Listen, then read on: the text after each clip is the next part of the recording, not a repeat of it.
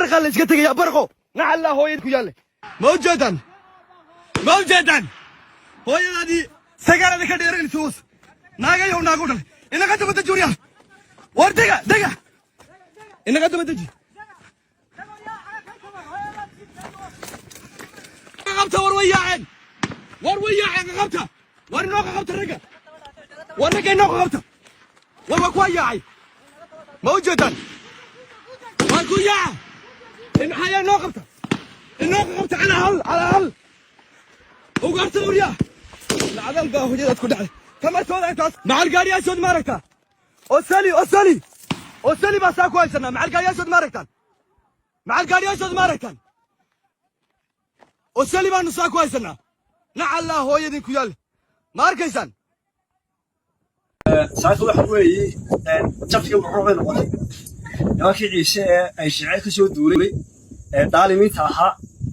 dulbiga u socday damaca iyo dhulka u waday saaka waxay ku jabeen bacdi muqay jafka wuxuu noqday daawucuu iyo dhabashooda asgaaray raqadoodii baa taala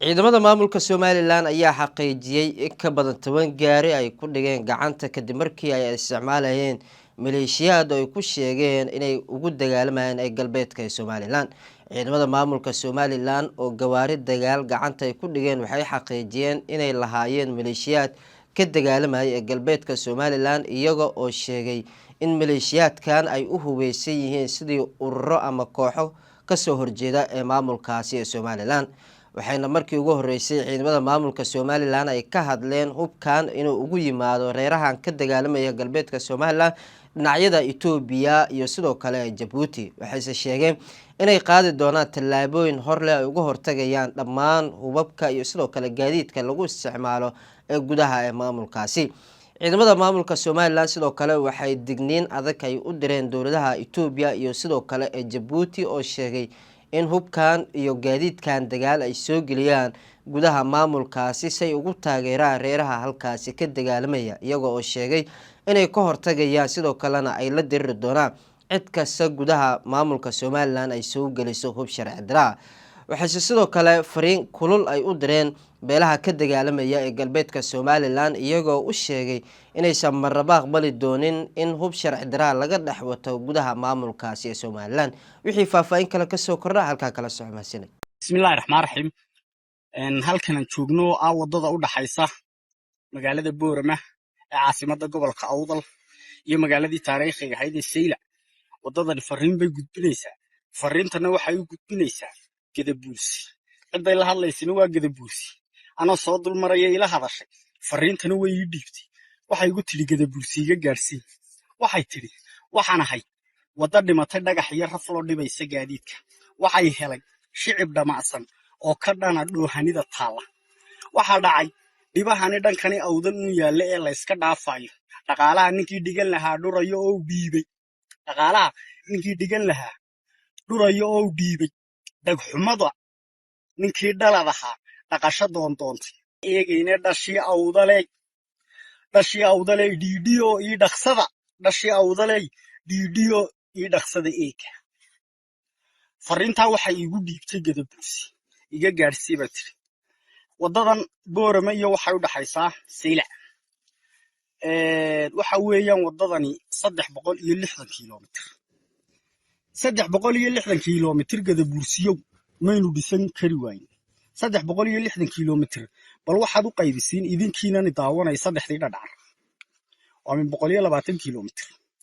120 kiiloomitir tusaalaan ku siinayaa halka hooseysan kaaga soo qaadaya saddexda dhadhac meel kamid ah soo qaadanaya reer kale ilaada habar cafan waa 12 reer maxaa kaga hagaagaya min 10 kiiloomitir 12 reer oo min 10 kiiloomitir waa 120 10 kiiloomitir miyuu samayn kari waay reer walba ninka ganacsatada ee ku dhex jira 10 kiiloomitir oo loogu magac daro uu samayn kara Gadabuursiyo dhulkiina wax ka soo qabsada dhista wadooyinkiina sida uu weeyaa oo bilaa dhismo ah barina meel waliba dekad buu baabuurku ku maraya mayna dhisan kari wayn lacag waad haysataan oo xaga dambaad gashateen lacagaha ka soo saara meeshan xuneed ku guraysan ku dhista dhulkiina hal nin oo ganacsatada waaweyn ka mid a reer kastaali oo gadabuursiya hal nin oo ganacsatada ka mid a baa ayaa qaybka wixii halkaa kaga soo ku hagaagaya waxaan wax buuran maaha iskaa wax u qabsay bilaadanku wax ku qabsada cabashuun ku jiri mayno airportkeenii baa sidan iyo dekedeenii baa inaga xiran wadadeenii baa sidan iyo inagu waxaynu qabsanaan leeyahay fariintaa wadada soo gudbisana ka soo jawaaba asalaamu calaykum waraxmatullaahi wabarakaatu dhalinyarey dhulkiini halka u dambaysa lagu dagaalamaya cid inni maqana ma jirto ceel inni qodanna ma jirto